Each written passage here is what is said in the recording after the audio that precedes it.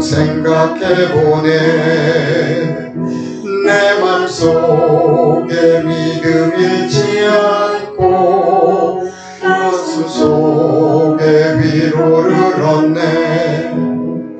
주님의 도우심 바라보며 모든 어려움 이기도다. 흘러가는 순간순간마다 주님 약속 생각봅니다. 2절입니다. 날마다 주님 내 곁에 계셔 자비로 날 감싸주시네. 주님 앞에 이 몸을 맡길 때 힘주시네. 위로함 주네. 어린 나를 품에 안으셔서 항상 평안 주시도다. 내가 살아 숨을 쉬는 동안 살피신다 약속하셨네. 인생의 어려운 순간마다 주의 약속 생각해보네. 내 맘속에 믿음 잃지 않고 말씀 속에 위로를 얻네. 주님의 도우심 바라보며 모든 어려움 이기도다. 흘러가는 순간순간마다 주님 약속 새겨봅니다. 아멘. 우리 다 함께 지난 한 주간도 은혜 가운데 붙들어 주시고 인도하시고 오늘 여기까지 함께 하신 하나님의 은혜에 감사하는 기도를 드리도록 하겠습니다. 은혜롭고 거룩하신 하나님 감사합니다. 지난 한 주간도 삶 속에 여러 가지의 삶의 문제가 있었지만 그때마다 하나님은 우리에게 지혜 주시고 은혜 주시고 인도해 주셔서 오늘 이 자리까지 함께 할 수 있음에 진심으로 감사를 드립니다. 모든 순간마다의 삶이 하나님의 은혜요 하나님의 은총이라는 것 또한 이 시간 고백합니다. 순간마다 붙들어 주시는 하나님의 은혜가 없다면 우리는 이 혼돈된 세상 속에서 잠시 잠깐도 살아갈 수가 없었을 것입니다. 그러나 그때마다 하나님이 우리의 마음을 주시고 또 돕는 손길을 베풀어 주시고 하나님의 사랑으로 인도해 주심으로 오늘 우리는 이 자리에 있습니다. 지난 한 주간도 하나님께서 아름답게 창조하신 이 지구라는 땅을 들여다보면 참으로 여러 곳에서 하나님께서 원치 않으시는 많은 일들이 있었습니다. 어느 곳에서는 전쟁으로 인해서 많은 사람들이 또 목숨을 잃는 가운데 있었고 자연재해로 인해서 많은 사람들이 고통 가운데 있었고 또는 질병이나 여러 가지 삶의 문제를 가지고 있었지만 하나님은 그때마다 우리 모두를 위로하시고 붙들어 주시고 인도해 주셔서 오늘도 거룩한 우리 안식일을 통해서 함께하고 있습니다. 오늘도 주님께서 주신 은혜 가운데 온전한 예배 속에서 살아 역사하시는 하나님을 만날 수 있는 생명의 시간이 되어줄 수 있도록 은혜 더하여 주시고 특별히 지난 한 주간도 인도해 주신 하나님의 그 크신 은혜에 우리 모두가 진심으로 감사하는 예배가 이루어질 수 있도록 은혜 더하여 주옵소서. 모든 말씀 우리 주 예수 그리스도 이름으로 감사하며 기도해 싸움나이다. 아멘. 시심 208장입니다. 하나님은 너를 만드신 분.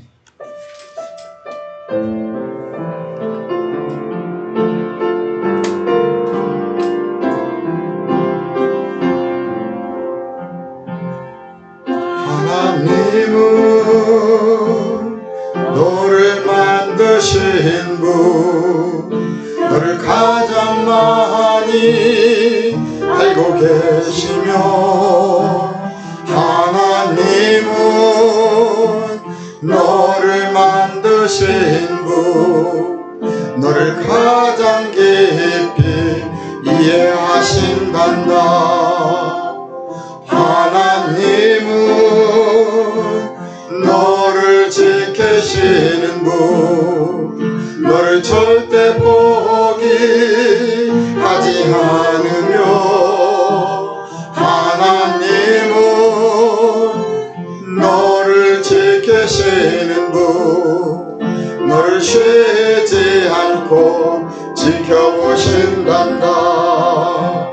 그의 생각 셀 수 없고 그의 자비 무궁하며 그의 성실 날마다 새롭고 그의 사랑 끝이 없단다. 하나님은 너를 원하시는 분, 하나님은 너를 원하시는 분, 이 세상 그 무엇 그 누구보다 하나님은 너를 원하시는 분, 너와 같이 있고 싶어 하신단다. 하나님은 널 인도하는 분, 광야에서도 폭풍 중에도 하나님은 너를 인도하는 분, 푸른 초장으로 인도하신단다. 그의 생각 셀 수 없고 그의 자비 무궁하며 그의 성실 날마다 새롭고 그의 사랑 끝이 없단다. 2절입니다. 하나님은 너를 원하시는 분, 하나님은 너를 원하시는 분, 이 세상 그 무엇 그 누구보다 하나님은 너를 원하시는 분, 너와 같이 있고 싶어 하신단다. 하나님은 너를 인도하는 분, 광야에서도 폭풍 중에도 하나님은 너를 인도하는 분, 푸른 초장으로 인도하신단다. 그의 생각 셀 수 없고 그의 자비 무궁하며 그의 성실 날마다 새롭고 그의 사랑 끝이 없단다. 아멘. 우리 오늘 이 시간 나라와 민족을 또 온 지구를 위해서 함께 기도하겠습니다. 하나님께서 만드신 이 아름다운 지구와 또 우리 대한민국이 하나님께서 보시기에 기뻐하는 나라와 민족이 되어줄 수 있도록 인도해달라고 기도합니다. 거룩하시고 좋으신 하나님 감사합니다. 오늘 또 우리는 하나님의 예배 앞에 함께하고 있습니다. 오늘 이 시간 예배를 시작하기 전 하나님 앞에 진실로 간구하며 기도하는 것은 하나님의 은혜로 하나님의 축복으로 세워진 이 지구라는 별이 날마다 하나님의 은혜 가운데 기쁨을 주시고 감사를 주시고 넘치도록 사랑으로 베풀어 주심에 진심으로 감사를 드립니다. 하나님의 기쁨이요 하나님의 희망이신 이 지구라는 별이 날마다 하나님께서 주신 그 크신 축복을 누릴 수 있도록 우리에게 꿈과 희망을 더해 주심에 감사를 드립니다. 지금까지도 하나님의 크신 은혜 가운데 있었던 것처럼 앞으로도 영원토록 하나님의 크신 은혜와 은총으로 이끌어 주심에 감사를 드립니다. 또한 하나님께서 많은 나라와 민족을 세우셨지만 그곳에 가장 연약하고 작은 대한민국이라는 나라를 세우시고 지금까지 하나님의 크신 축복으로 인도하여 주신 그 은혜를 진심으로 감사드립니다. 참으로 모든 것들이 이 나라와 이 민족을 뒤돌아보면 하나님의 은혜였습니다. 지하자원도 없고 가진 것 아무것도 없었지만 우리가 하나님을 믿고 예수님을 믿고 우리가 일어났을 때 하나님께서는 이 나라와 민족에게 이토록 아름다운 축복을 허락해 주시고 오늘날 모든 것들을 누리며 살아갈 수 있도록 은혜 주심에 진심으로 감사드립니다. 하나님의 기쁨이요 하나님의 희망인 이 나라가 앞으로도 더욱더 하나님의 은혜 가운데 누림의 삶이 축복의 삶이 이루어질 수 있도록 인도해 주신 그 은혜에 진심으로 또한 감사를 드립니다. 오늘도 주님 이 나라와 민족을 온전하게 주장하여 주셔서 이 나라와 이 민족이 이 지구라는 별에서 하나님의 온전하신 사랑의 사역을 잘 감당할 수 있도록 은혜 더하여 주심에 감사드립니다. 오늘 이 예배 가운데도 성령님 인도하시고 함께하여 주셔서 우리의 뜻이 아니라 하나님의 온전하신 나를 향한 뜻이 무엇인가를 우리가 나눌 수 있도록 은혜 더하여 주옵소서. 모든 말씀 우리 주 예수 그리스도의 이름으로 감사하며 기도에 싸움나이다. 아멘.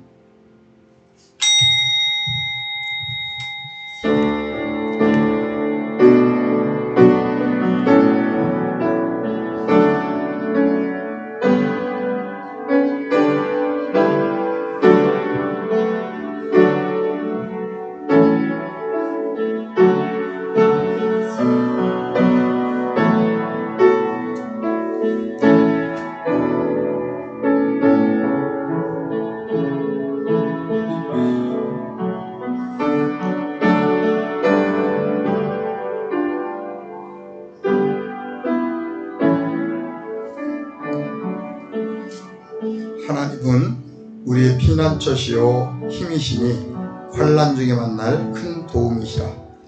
그러므로 땅이 변하든지 산이 흔들려 바다 가운데 빠지든지 바닷물이 솟아나고 뛰놀든지 그것이 넘침으로 산이 흔들릴지라도 우리는 두려워하지 아니하리로다. 한 시내가 있어 나뉘어 흘러 하나님의 성 곧 지존하신 이의 성소를 기쁘게 하도다. 하나님이 그 성 중에 계심에 성이 흔들리지 아니할 것이라. 새벽에 하나님이 도우시리로다. 아멘. 찬송가 38장입니다. 예수 우리 왕이여.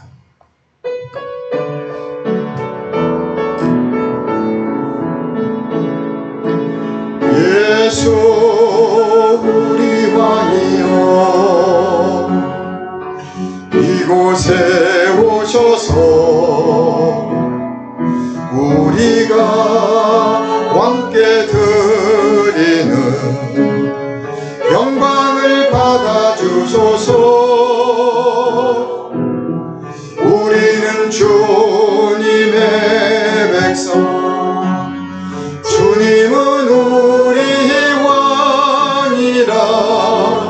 왕이신 예수님 오셔서 좌정하사 다스리소서. 예수 우리 주시여 이곳에 오셔서 우리가 주께 드리는 찬양을 받아주소서. 우리는 주님의 종들 주님은 우리 주시라. 주 대신 예수님 오셔서 이 찬양을 받아주소서.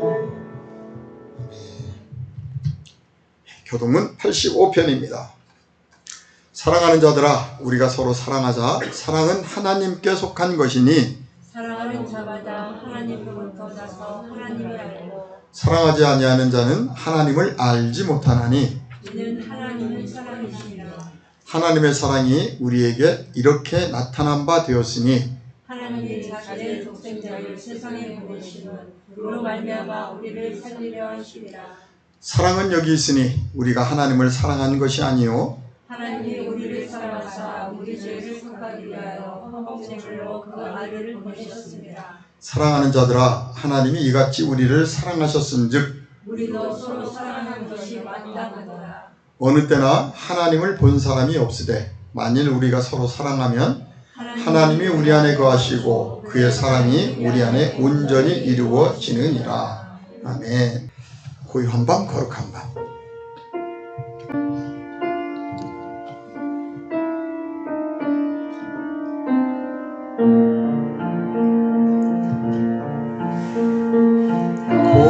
고요한 밤 거룩한 밤 어둠에 묻힌 밤 주의 보모 앉아서 감사케도 드릴 때 아기 잘도 잔다 아기 잘도 잔다 고요한 밤 거룩한 밤 영광이 둘린 밤 천군 천사 나타나 기뻐 노래 불렀네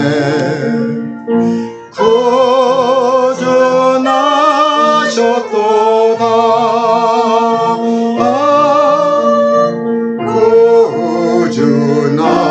구주나셨도다 고요한 밤 거룩한 밤 동방의 학살은 별을 보고 찾아와 울어 경배 드렸네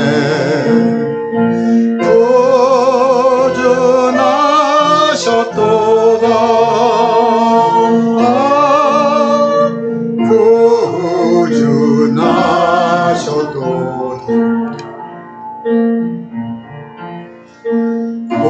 고요한 밤 거룩한 밤 주 예수 나신 밤 그의 얼굴 광채가 세상 빛이 되었네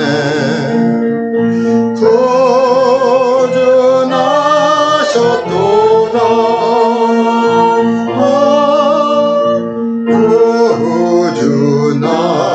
구주나셨도다.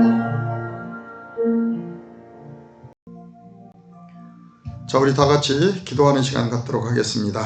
이제 2025년 성탄절을 맞이해서 하나님께서 독생자 그리스도 예수를 이 땅에 왜 보내셨는지 그 의미를 우리가 깨닫는 귀한 시간 되게 해달라고 시간 하나님 앞에 성탄의 의미를 진정으로 깨달을 수 있는 시간 되게 해달라고 함께 기도합니다. 은혜롭고 좋으신 하나님 감사합니다. 오늘도 하나님께서 특별히 사랑하는 자녀들이 교회를 통해서 인터넷을 통해서 함께 예배에 참여하고 있습니다. 특별히 오늘은 성탄절을 앞두고 하나님께서 예수 그리스도를 이 땅에 보내신 그 크신 하나님의 사랑의 목적이 무엇인가를 우리가 함께 나누기를 소망합니다. 성탄절을 기쁨으로 즐기는 것뿐이 아니라 진정한 성탄의 의미를 깨달음으로 말미암아 우리의 삶 속에 하나님의 그 크신 사랑의 뜻이 이루어지기를 소망합니다.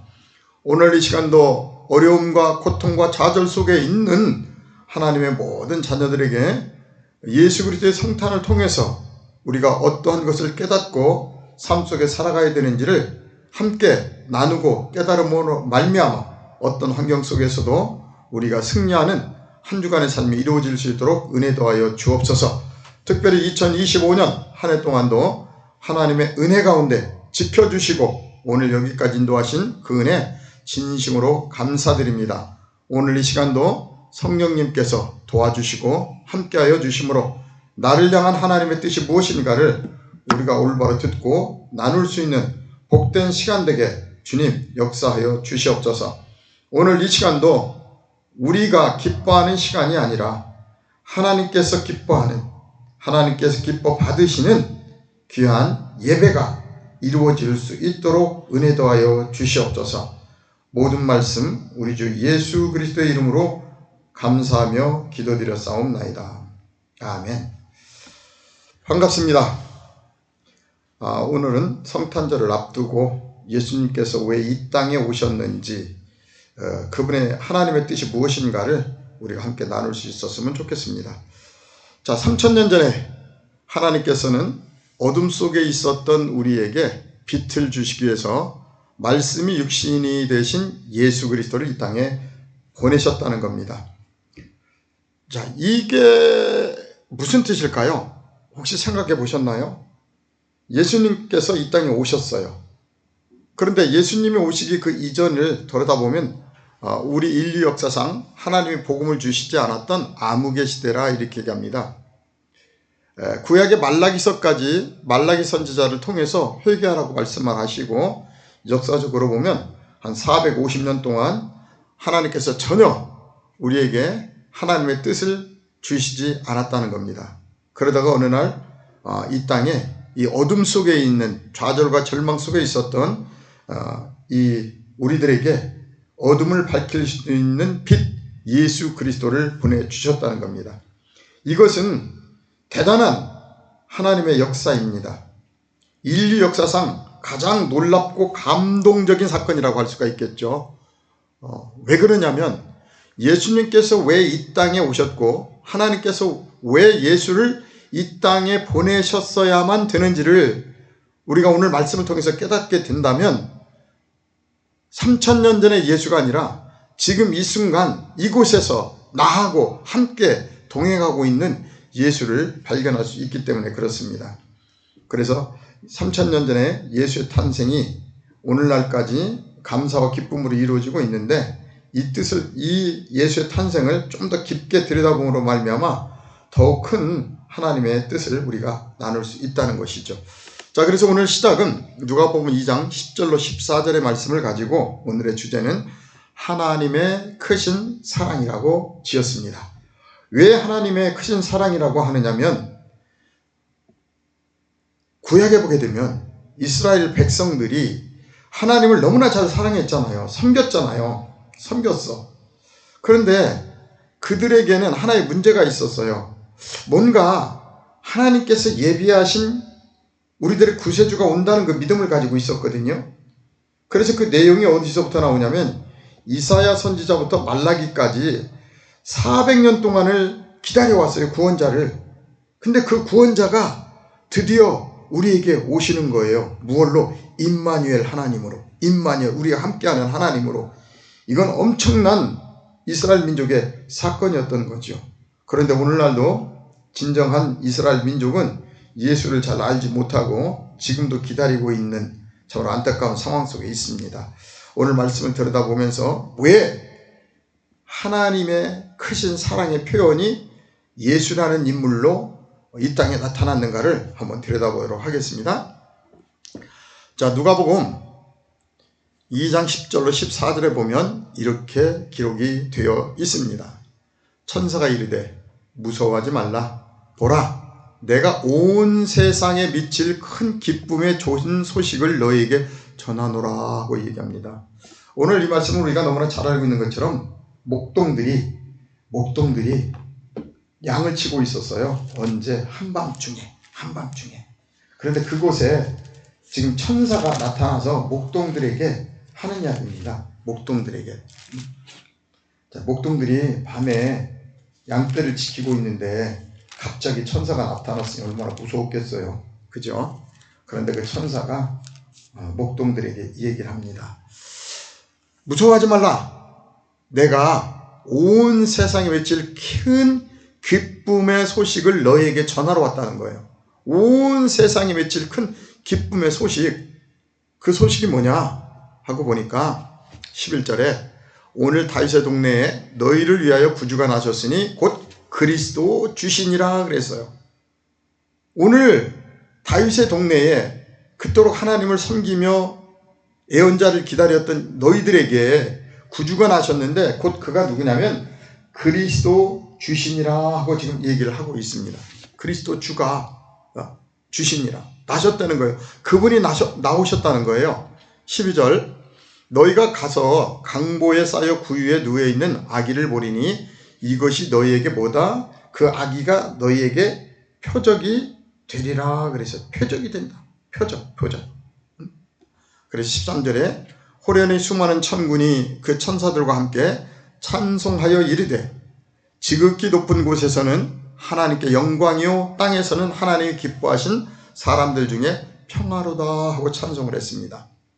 오늘 누가복음 2장 10절로 14절에 보게 되면 천사들이 목동들에게 온 세상에 미칠 큰 기쁨의 소식을 너희들에게 전해주러 왔는데 그 소식이 뭐냐면 너희를 위하여 너희를 구원해줄 구주가 나셨는데 곧 그리스도 주라는 거예요. 그 주를 너희가 구유에 누워있는 아기를 볼 것인데 이것이 너희에게 표적이라는 거예요. 그 아이가 구유에 누워있는. 그러면서 수많은 천군 천사들이 하나님을 찬송하여 이르되 이 그리스도 주가 하나님께는 영광이요 땅에서는 하나님께 기뻐하신 사람들 중에 평화로다 하고 얘기합니다. 오늘 우리가 이 말씀 속에서 잘 들여다볼 것은 뭐냐면 예수께서 세상의 권력을 가진 부를 가진 사람으로 오신 것이 아니라 세상에 어떤 왕궁이나 이런 곳에서 태어난 것이 아니라 가장 소외되고 낮은 자들에게 오셨다는 거예요. 구유에 누웠다는 건 마구간에 누워있다는 건 뭐냐면 예수님께서 어떤 큰 권력을 입고 오신 것이 아니라 가장 낮고 소외된 곳에 왔더라는 거죠. 특별히 이 좋은 소식을 왕들에게 전하는 것이 아니라 누구에게 전했느냐면 당시 사회적으로 가장 천대받던 목자들에게 오셨고 목자들이 먼저 낮은 자들이 예수 그리스도를 만났다는 거죠. 오늘날도 마찬가지입니다. 우리가 예수 그리스도를 구주로 맞이할 수 있고 그분의 복음을 듣고 깨달을 수 있는 사람은 높은 곳에 있는 것이 아니고 가장 어렵고 힘든 상황에 있는 분들이 그분의 생명의 말씀을 듣고 깨닫고 예수 그리스도에게 달려오는 것을 우리는 많이 볼 수가 있습니다. 이것이 오늘날도 똑같아요. 우리가 진리가 세상에 아무리 있을지라도 이 진리를 발견할 수 있는 사람은 아무나가 아니라 정말 가난한 마음으로 찾고 구하는 자들만이 만날 수 있다는 거죠. 오늘 그 말씀을 우리는 이 성경에서 볼 수가 있는 것입니다.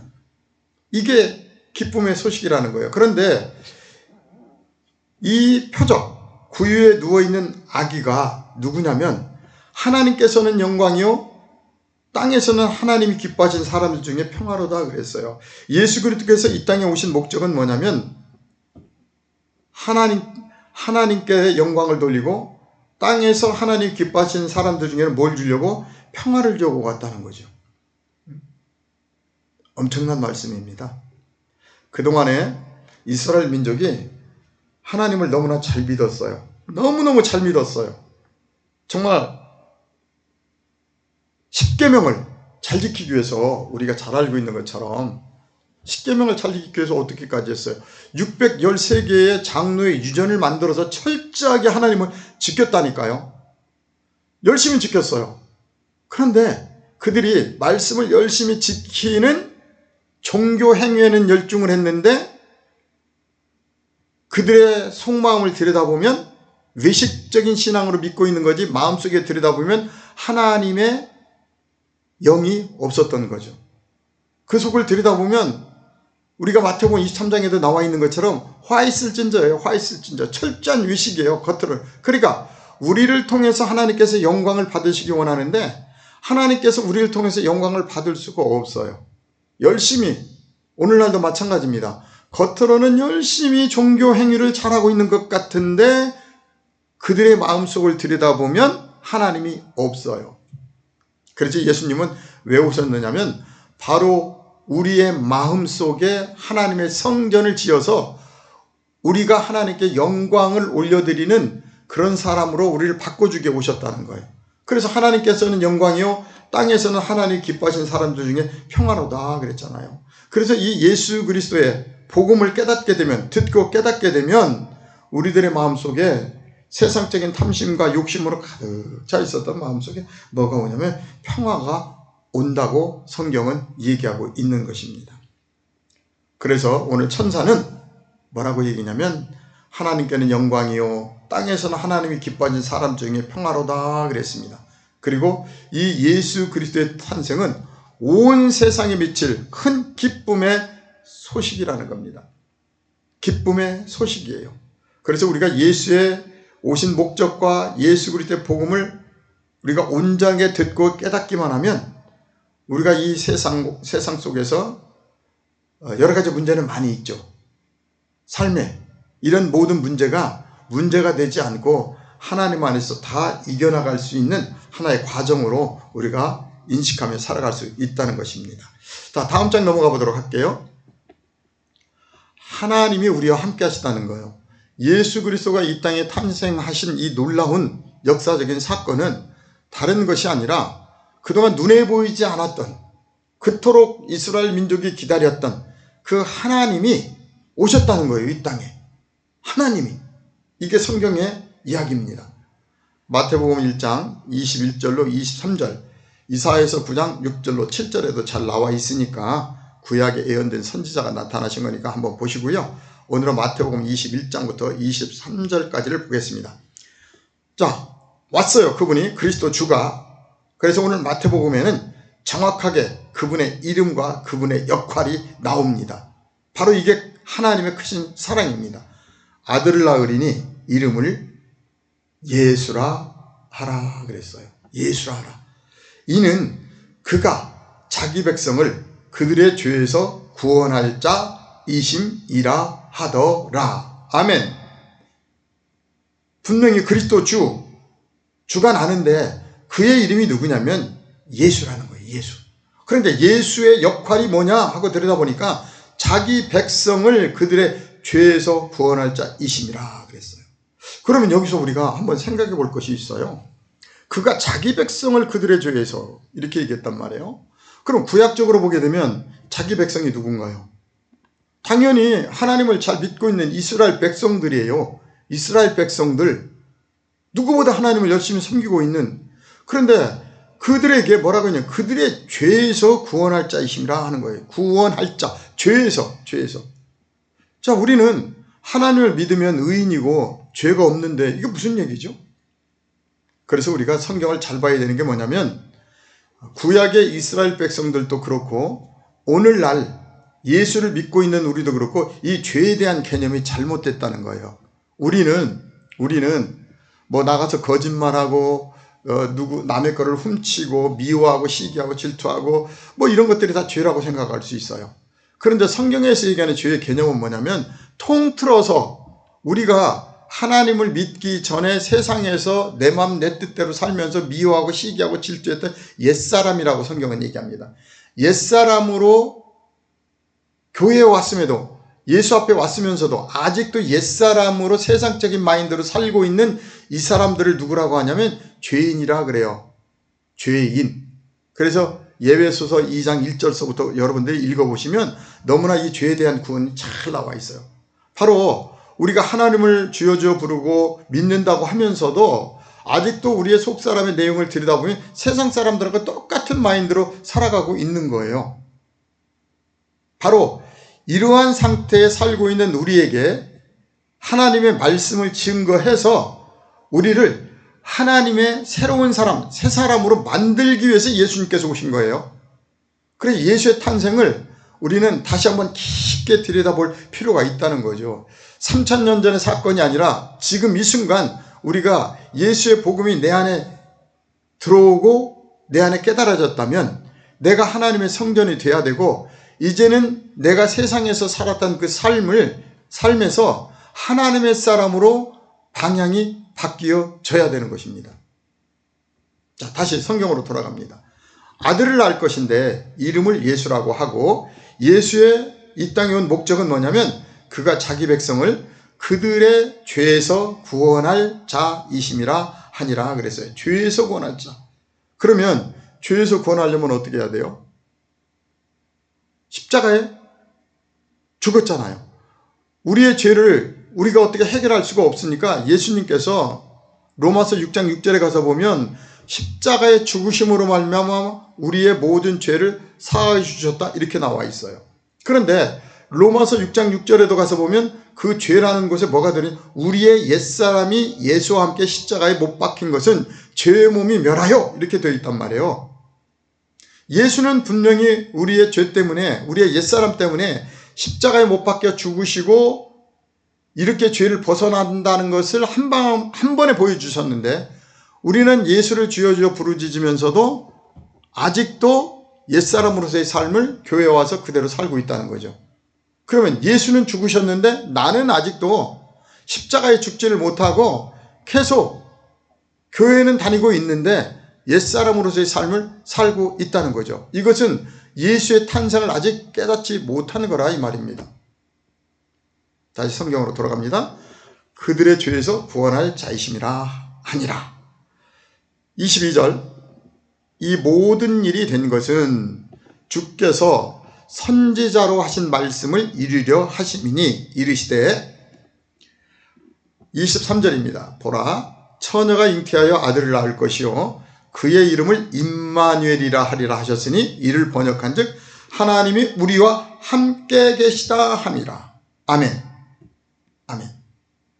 이사야서 9장 6절로 7절에 가서 확인 한번 해보시기 바랍니다. 자, 선지자로 하신 말씀, 예언의 말씀을 성취하려고 오셨다는 거예요. 그래서 오늘 뭐라고 얘기해요? 보라, 처녀가 잉태하여 아들을 낳을 것인데, 아들을 낳는데 그의 이름을 임마누엘이라 했어요. 우리 임마누엘의 하나님 많이들 얘기하시잖아요. 자, 그런데 임마누엘이라는 단어가 뭔가 하고 보니까 이를 번역한 즉 하나님이 어떻게 우리와 함께 계시다 함이라. 그래서 임마누엘이라는 단어는 뭐냐면 하나님이 우리와 함께 계시다는 놀라운 고백이라는 거죠. 임마누엘. 그런데 우리 믿음의 식구들을 보면 안타까운 게 그거예요. 임마누엘의 하나님 너무나 잘 그 임마누엘이라는 단어를 써요.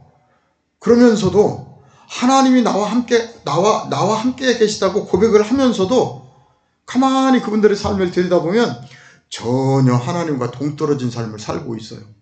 지식으로는 임마누엘의 하나님이 나와 함께 계시다는 걸 알고 계시면서도 사실적으로 그분들의 하나하나의 삶을 들여다보면 이제 뭐 신앙생활이 하루 이틀 되고 초신자 같으면 괜찮아요. 그런데 신앙생활이 3년이 넘고 5년이 넘고 10년이 넘고 장로가 되고 권사가 되고 집사가 되고 목사가 됐는데도 불구하고 하나님이 나와 함께 계시다는 이 놀라운 사실을 지식적으로만 알고 있지 삶으로 통해서는 모르더라 이 말이에요. 임마누엘 하나님 우리와 함께 계시다.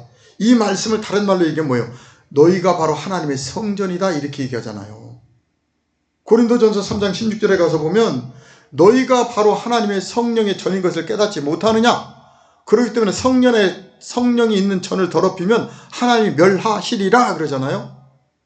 그러니까 우리의 삶 속에 고난과 삶의 모든 문제는 너무나 명쾌한 거예요.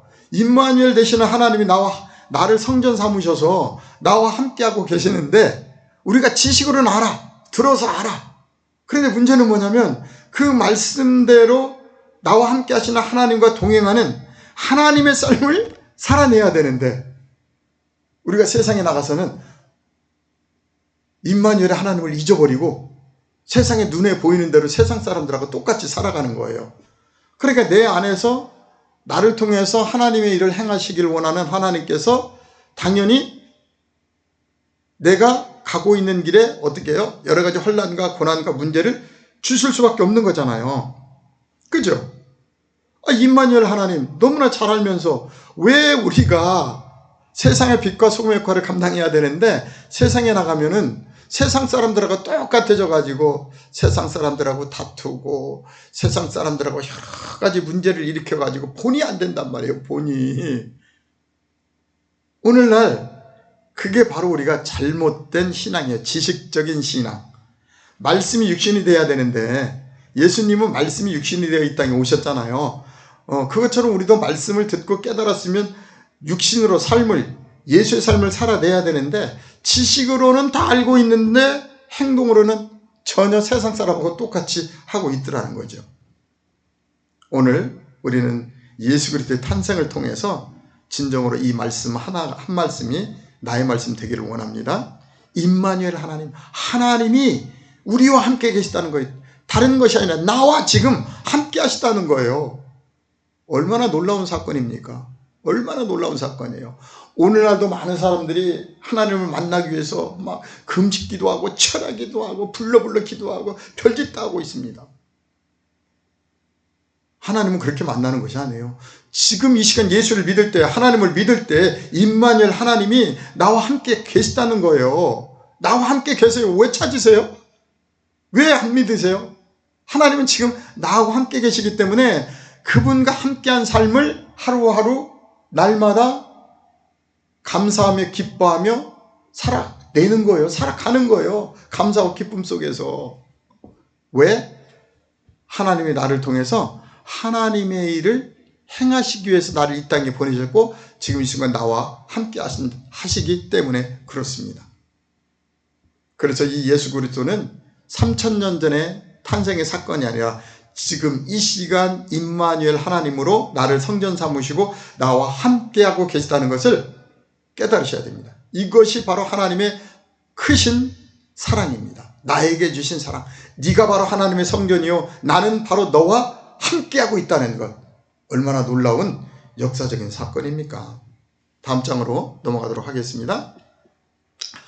자, 다음 장은 이렇게 얘기합니다. 마태복음 4장 13절로 17절.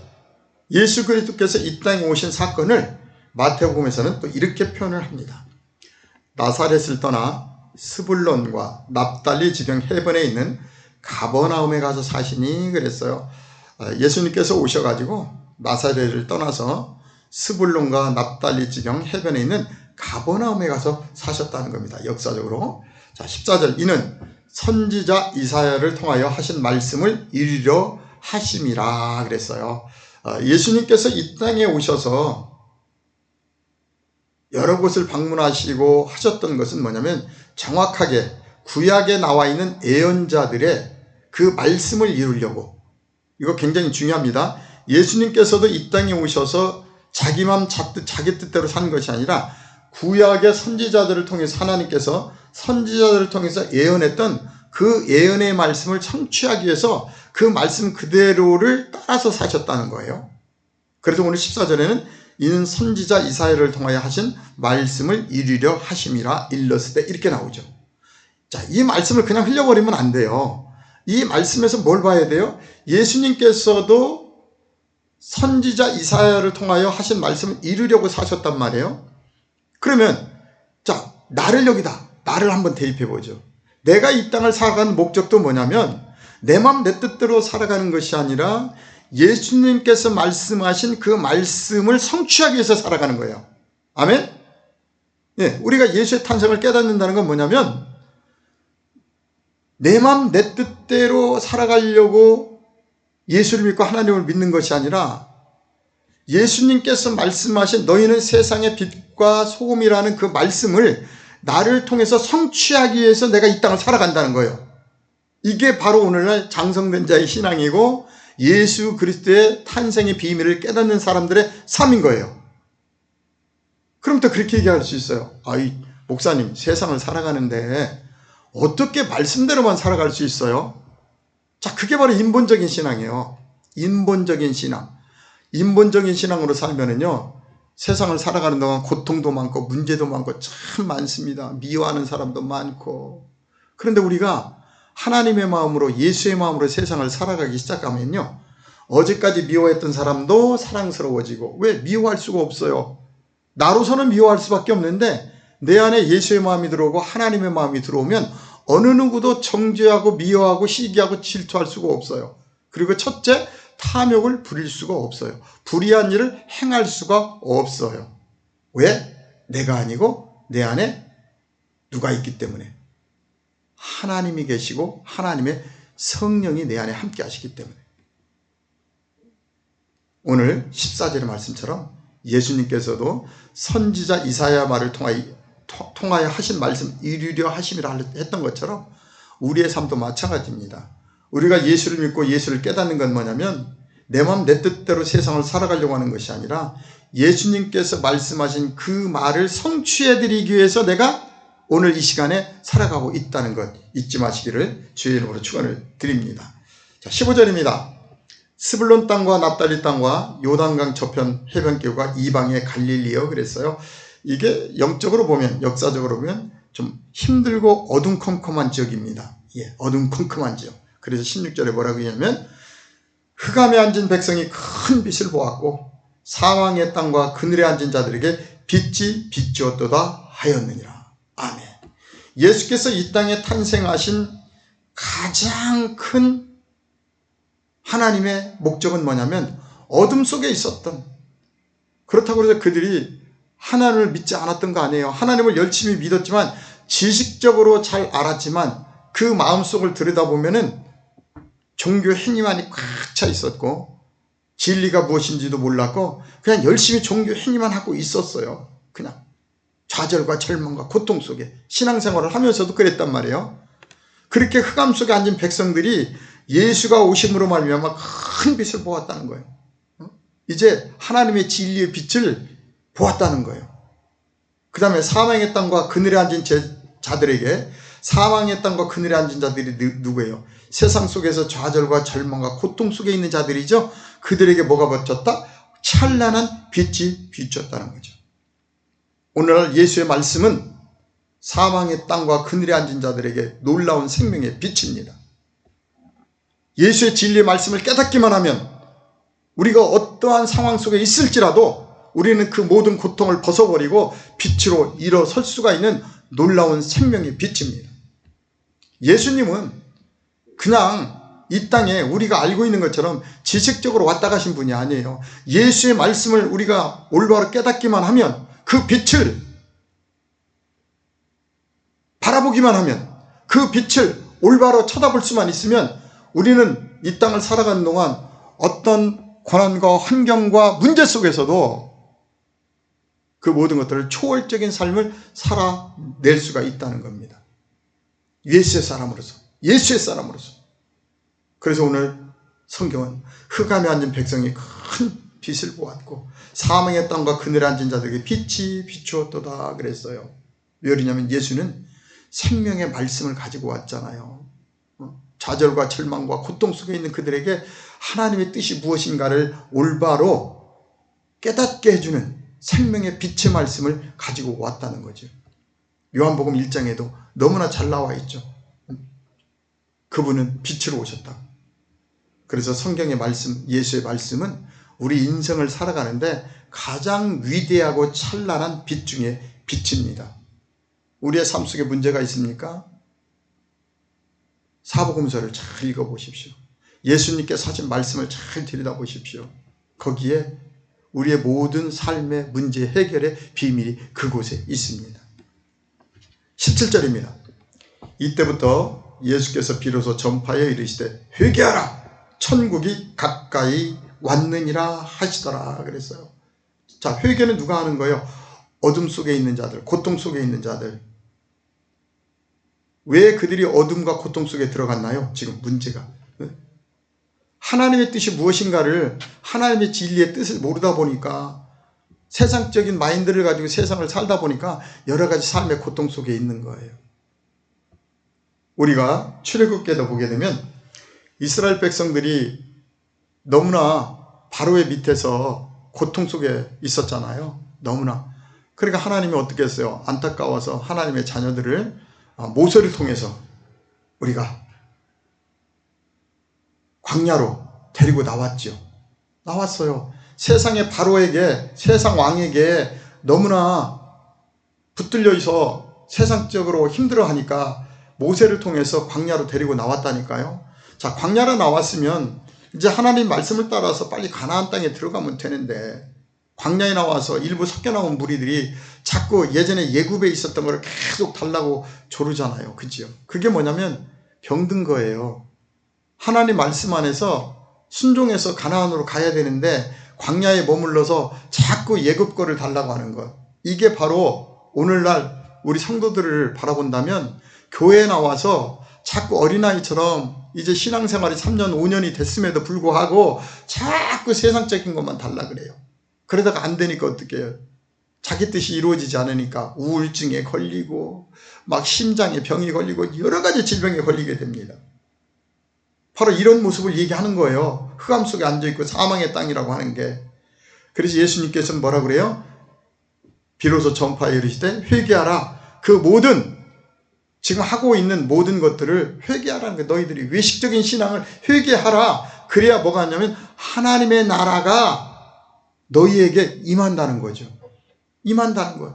임한다는 것. 그래서 예수를 만날 수 있는 방법은 뭐냐면, 예수를 만났다는 건 뭐냐면 이제는 우리가 내 맘 내 뜻대로 살았던 삶을 돌아다보고 이제 내어놓는 거예요.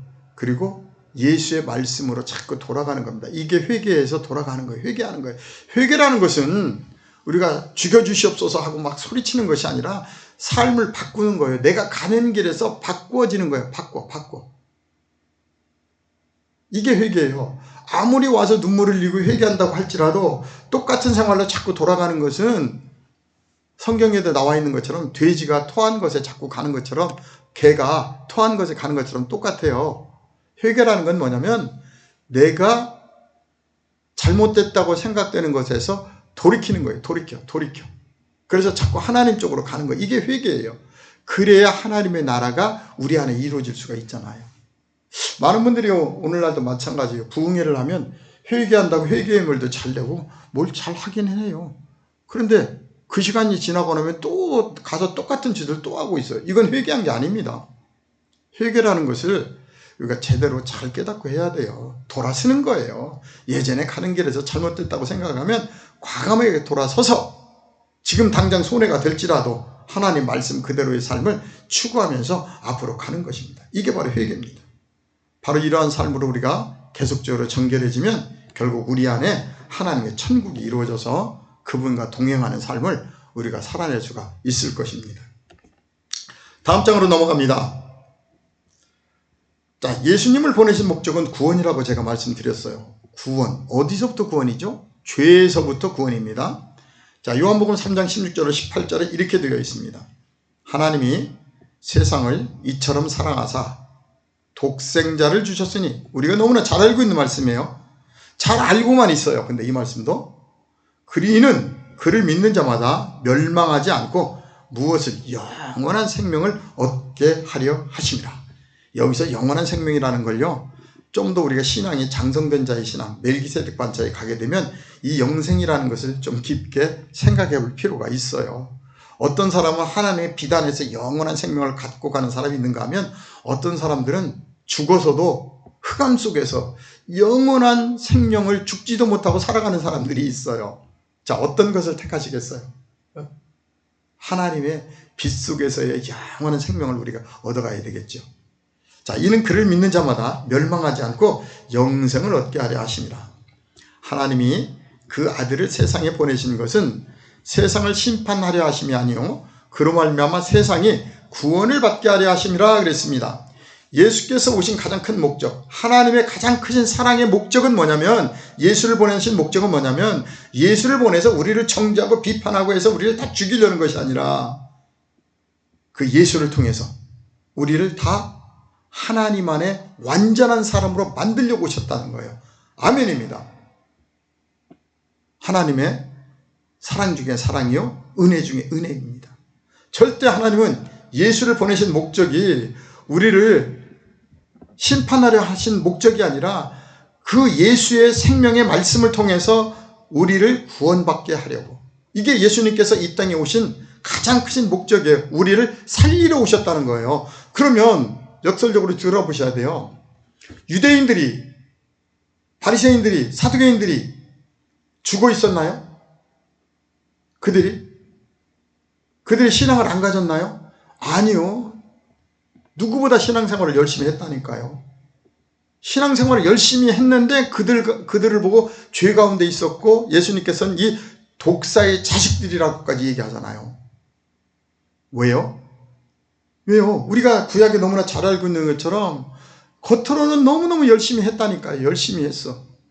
열심히 해. 그런데 그들의 마음속을 들여다보면 하나님이 안 계셨어요. 하나님이 안 계셨어요. 오늘날 우리 믿음의 형제들도 잘 말씀을 들을 때 돌아봐야 돼요. 성탄절 이제 곧 돌아옵니다. 내일 모레면. 성탄절 예수의 탄생이 했어요. 그 예수의 탄생이 인류의 역사 속에서만 머물러서는 안 돼요. 지금 이 순간 1년에 한 번씩 정말 예수님께서 내 안에 탄생하셨는가를 돌아보라고 있는 거예요. 돌아보라는 거예요. 1년에 한 번이라도 정말 네 안에 예수가 탄생을 했느냐, 네 안에 예수가 있느냐, 네 안에 하나님이 있느냐를, 임마누엘 하나님을 돌아보라는 거예요. 돌아보라. 이걸 역사적인 예수만 생각하고 선물 몇 개 주고받고 즐겨가서 끝나버리면 예수는 영원히 나하고 상관이 없어요. 우리가 구원받을 수 있는 건 뭐냐면 그분의 진리의 말씀이 내 안에 있어서 내가 진정한 그분의 성전이 되고 그분과 내가 동행함으로 말미암아 나를 통한 하나님의 의로운 삶을 우리가 살아낼 때 하나님께서 나를 기뻐 받으시는 겁니다. 이게 바로 이 땅에서 예수의 복음을 통해서 구원받은 사람들의 삶이라니까요.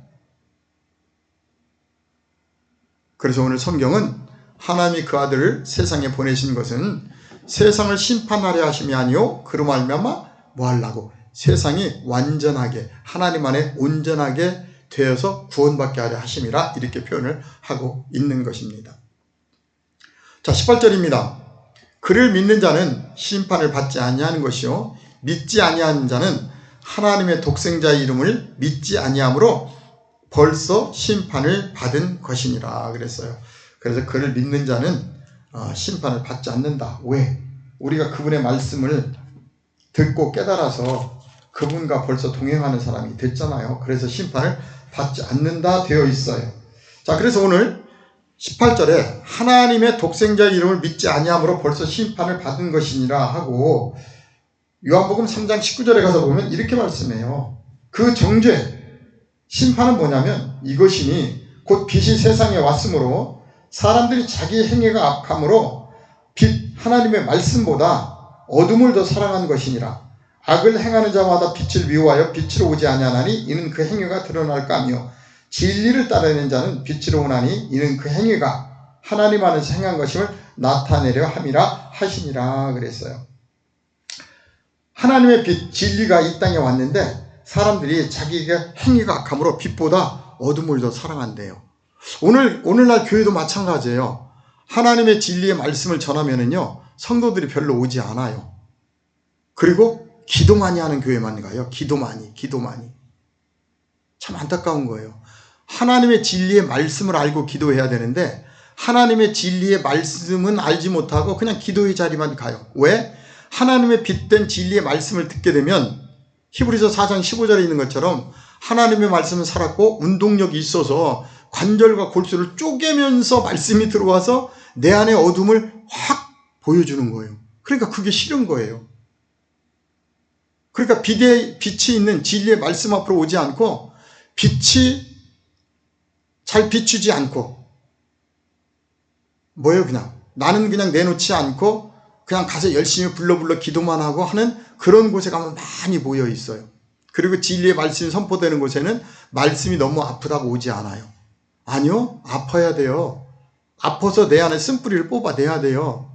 그래서 히브리에서 말씀이 있는 거예요. 우리가 멜기세덱 반차까지 가려면은요, 내 안에 어둠이 없어져야 된다니까요.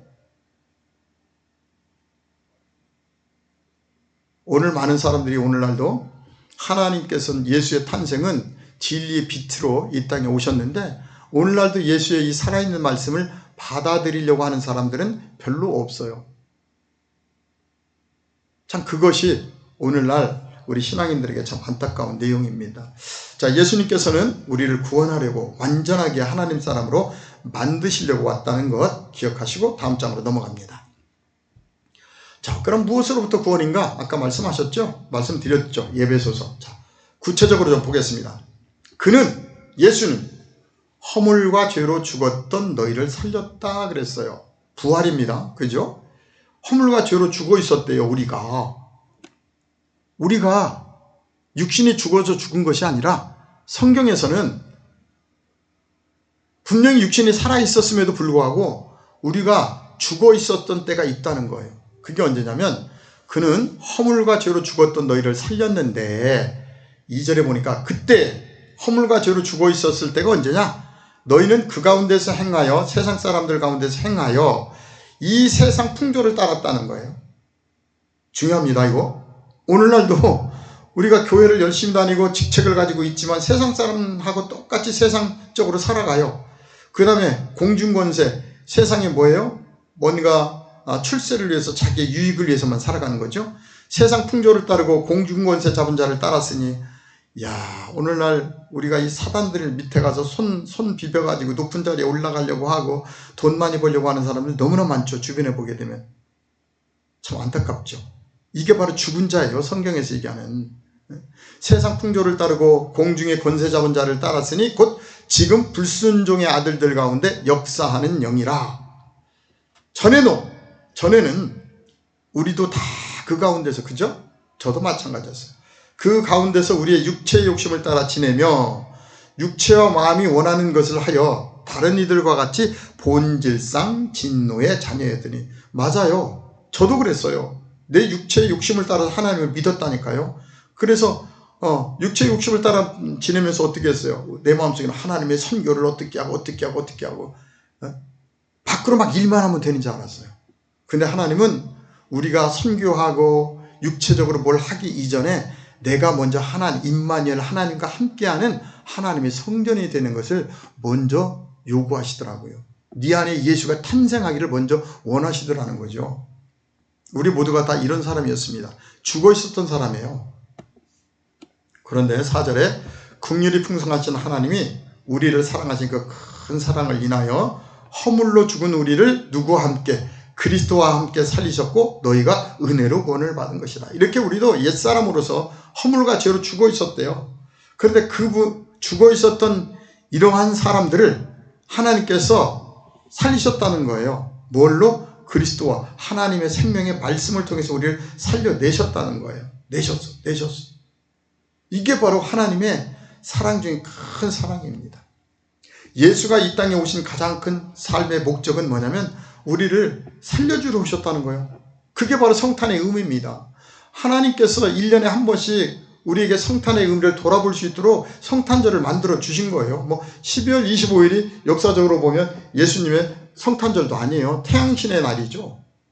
근데 그렇게 만들었어요. 그냥 우리가. 그렇다면 우리가 그날이 예수님의 탄생일은 아니지만 우리가 어차피 기념일로 만들었잖아요. 그러면 그 성탄의 의미가 무엇인지를 올바로 깨닫는 것이 중요한 것이지 성탄절을 지키기만 한다고 중요한 것은 아니에요.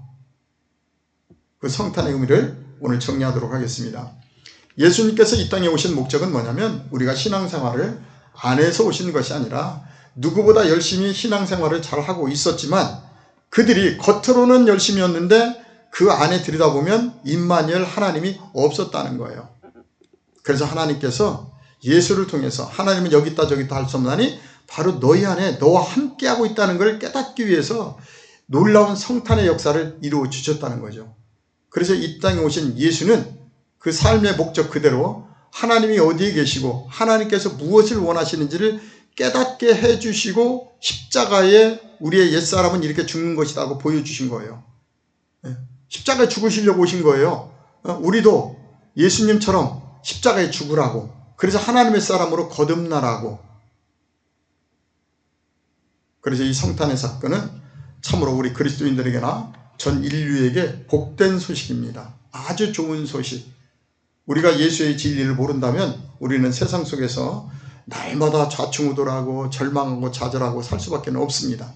그런데 진정한 하나님의 크신 사랑, 이 예수 그리스도의 성탄의 의미를 우리가 제대로만 깨달으신다면 우리의 삶은 급진적으로 바뀌게 됩니다. 아, 내가 이 땅을 살아가는 것은 내 뜻, 내 마음대로 살아가는 것이 아니고 나를 통해서 이루시려는 하나님의 뜻이 있구나. 바로 그거를 깨닫게 하기 위해서 성탄의 역사가 있었던 것이고, 지금 이 시간 나에게 예수 그리스도의 성탄이 너 안에 이루어졌느냐고 하나님이 묻고 계시는구나, 질문하고 계시는구나 깨달아 본다면 우리가 어떻게 이 세상을 살아가야 되며 2026년 한 해 동안에도 하나님의 자녀로서의 어떠한 삶을 살아야 되는지를 우리가 계획하며 기쁘고 즐겁게 살아갈 수가 있을 것입니다. 그러므로 올 성탄절을 맞이해서 다시 한번 내가 진정한 하나님의 성전으로 만들어져 가고 있는가, 예수님께서 진정으로 내 안에 함께 임마누엘하고 계시는가를 돌아볼 수 있는 복된 시간이 되시기를 주의 이름으로 축원을 드립니다. 기도하겠습니다. 거룩하신 하나님 감사합니다. 오늘도 하나님께서 우리를 사랑하사 성탄절을 앞두고 하나님의 그 크신 사랑 속에서 예수 그리스도를 이 땅에 보내신 목적을 깨닫게 하심에 감사를 드립니다. 오늘 또 깨달은 이 말씀이 우리의 마음판에 기록됨으로 말미암아 다음 한 주간에도 말씀 안에서 나의 삶이 아니라 나를 통한 하나님의 위대한 뜻을 이루어가는 한 주간 되게 역사하여 주시옵소서. 오늘 이 시간도 좌절과 절망 속에 있었던 이 지구라는 별에 살아가는 모든 사람들에게 예수 그리스도의 성탄의 온전한 뜻이 무엇인가가 이루어질 수 있고 깨달을 수 있도록 은혜 더하여 주시옵소서. 모든 말씀 우리 주 예수 그리스도의 이름으로 감사하며 기도했사옵나이다. 아멘. 112장입니다.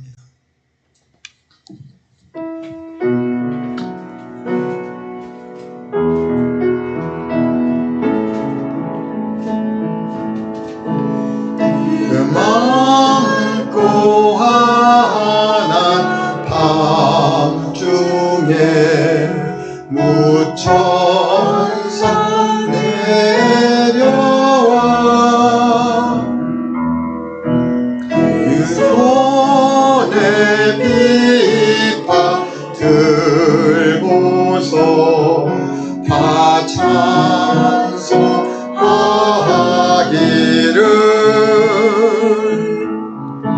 영광의 왕이 오시니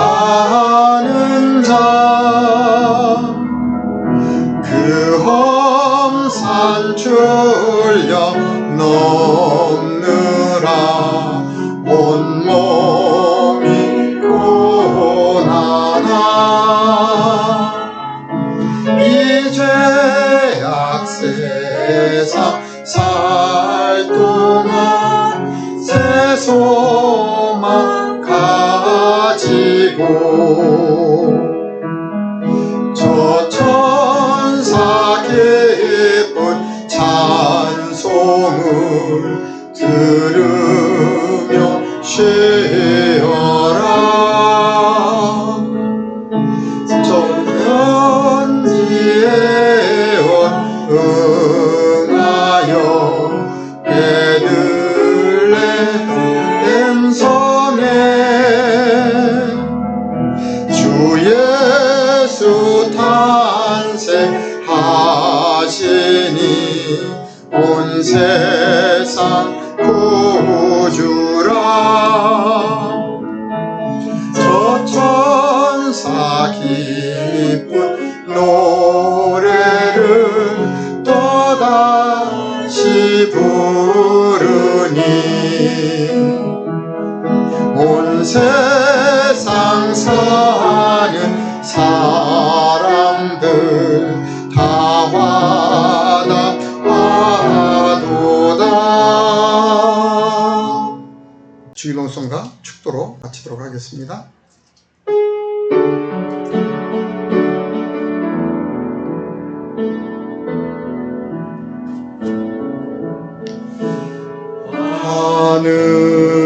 하늘에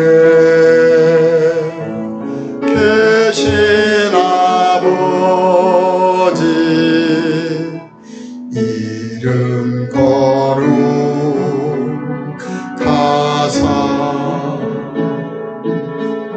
주님 나라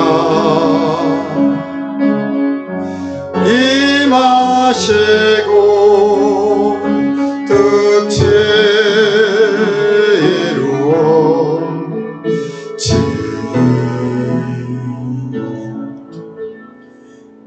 일용할 양식 주시고 우리들의 큰 죄 다 용서하옵시고 또 시험에 들게 마시고 악에서 구원하소서. 대개 주의 나라 주의 권세 주의 영광 영원히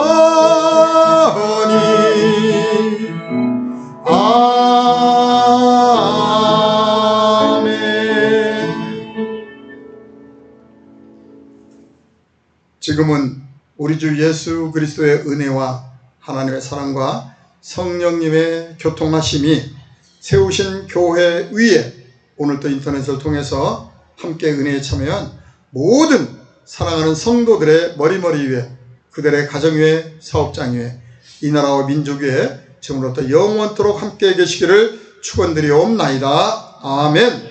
하나님 한 주간도 하나님이 가는 곳곳마다 복의 근원되게 하시고 많은 사람들에게 하나님의 생명의 복을 나눌 수 있는 한 주간 되는 역사에 주옵소서.